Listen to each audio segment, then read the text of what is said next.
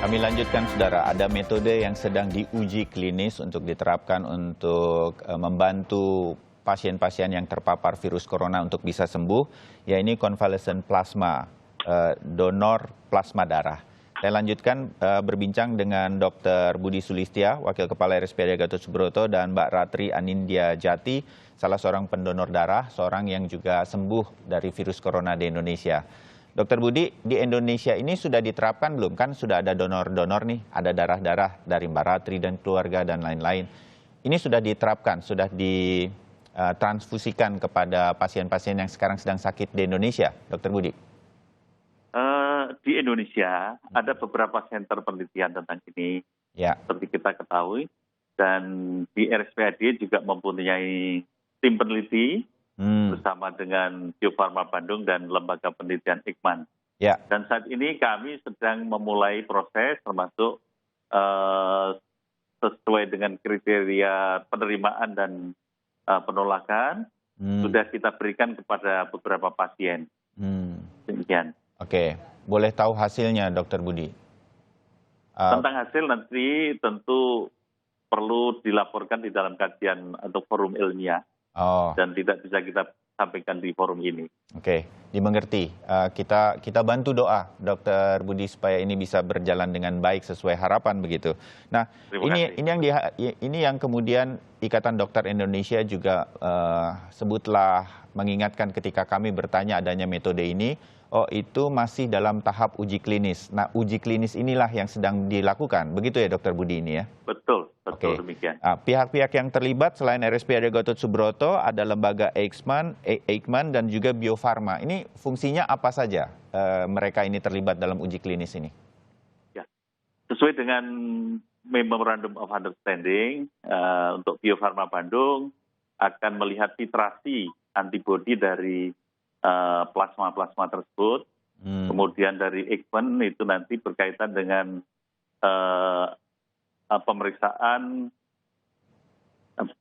netralisasi dari antibodi virus SARS-CoV itu. Ya. Jadi masing-masing mempunyai domain untuk dalam penelitian ini. Ya, yang nanti akan mengerucut kepada hasil utamanya begitu.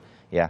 Kalau di luar negeri, terutama katanya di Tiongkok, awal-awal sudah mencoba menerapkan ini dan lain-lain begitu, atau negara-negara lain yang juga sudah menerapkan.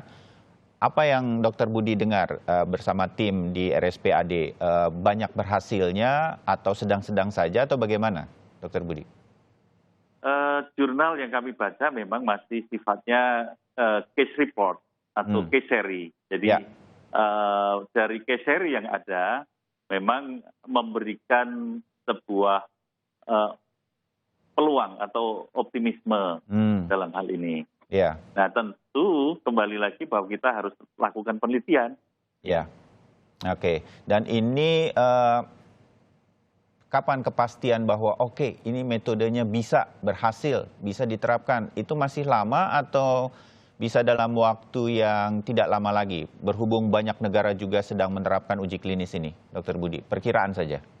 Ya, kalau berbicara tentang itu tentu ada tahapan penelitian ya. Yang termasuk sekarang adalah uji eksperimental untuk sifatnya case report.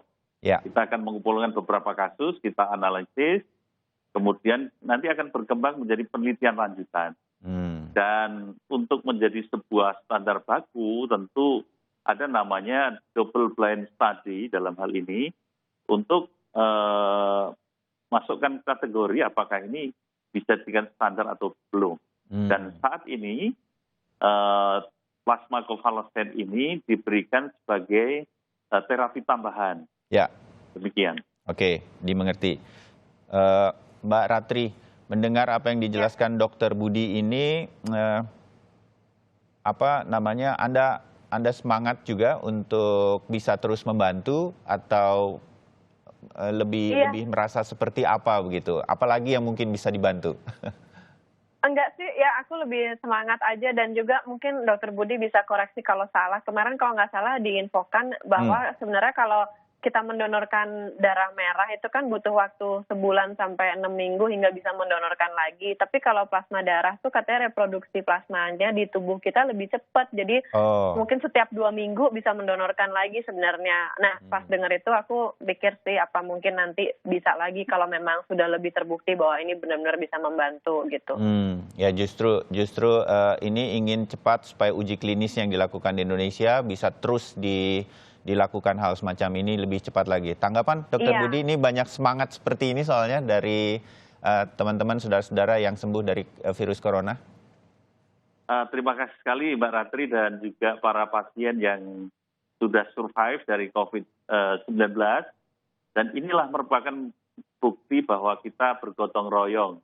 Ya. Kita saling membantu, kita mempunyai semangat untuk berbagi dalam hal ini. Ya. Terima kasih sekali. Ya. Dan kami sangat menunggu kontribusi dari para pasien yang lain. Ya, Mbak Ratri, Mbak Ratri banyak teman-teman katanya yang juga bertanya. Iya, kalau ada teman-teman bisa langsung hubungi ke ini ya, Departemen UTD-nya di RSPAD ya, terus atau gimana sebaiknya ya? Jadi kami sampaikan bisa melalui call center COVID-19 RSPAD 0812 ya 1667 ya 2002. 2002 call center. Tadi 1667 ya? Ya. 1667. Aku catat sekarang. Saya ulang pelan-pelan ya, Dr. Budi, supaya banyak mungkin pemirsa Sapa Indonesia ingin mencatat call centernya RSPAD Gatot Subroto 0812 1667 2002. Betul. Oke. 0812 1667 2002. Nah, mudah-mudahan nanti teman-temannya Mbak Ratri yang juga kebetulan sembuh dari virus corona bisa menyumbangkan darahnya supaya RSPAD dan tim, ada lembaga Eijkman, ada Bio Farma Bandung, ini bisa terus mencoba lagi terapan-terapan uji klinis ini sehingga kemudian mencapai suatu kesimpulan yang baik, harapannya begitu. Ini metode ini, Dr. Budi, bisa kita sebut sebagai sebuah harapan, semangat kita untuk memerangi virus corona di tengah virus atau pandemi virus corona ini yang belum ditemukan vaksinnya. Bisa kita bilang begitu, Dr. Budi? Demikian, Mas Bayu. Kalau boleh saya ibaratkan, ini kan virus baru ya. Iya. Ya, sehingga kita itu termasuk para ahli, ibarat orang buta itu meraba gajah menurut saya ya. Jadi artinya masih menyampaikan pada persepsi masing-masing, berdasarkan penelitian masing-masing. Nah, mari sekarang kita bersama-sama bersinergi, berkolaborasi untuk menghasilkan sebuah novelty, sebuah kajian ilmiah tentang COVID-19 ini. Baik, ya mudah-mudahan begitu. Kita bantu doa dari jauh, Dr. Budi. Mbak Ratri, terima kasih banyak ya ceritanya. Salam untuk keluarga. Dan mudah-mudahan nanti, nanti mudah-mudahan bisa membantu terus untuk situasi seperti ini. Dan Dr. Budi, terima kasih juga waktunya untuk kami bercerita mengenai metode ini. Selamat pagi semuanya. Salam sehat selalu. Selamat pagi semuanya. Salam sehat Indonesia. Ya. Nah, itu tadi saudara, berkaitan dengan RSPAD dan tim yang sedang melakukan uji klinis convalescent plasma. Darah orang yang sudah sembuh dari corona dianggap memiliki imunitas yang baik, dipindahkan atau didonorkan kepada pasien-pasien yang sedang sakit di tingkat yang parah. Mudah-mudahan ini menjadi tentara baru untuk imunitasnya. Kira-kira begitu. Kita doakan uji klinis ini berjalan dengan baik dan memperoleh hasil yang baik pula kesimpulannya.